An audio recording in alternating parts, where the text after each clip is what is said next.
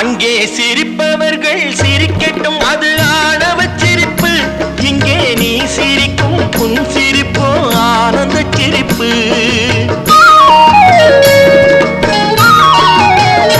அங்கே சிரிப்பவர்கள் சிரிக்கட்டும், அது ஆணவ சிரிப்பு.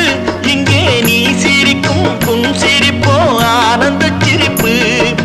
நல்ல தீர்ப்பை உலகம் சொல்லும் நாள் வரும் போது அன்று சிரிப்பது யார், அழுவது யார் தெரியும் அப்போது.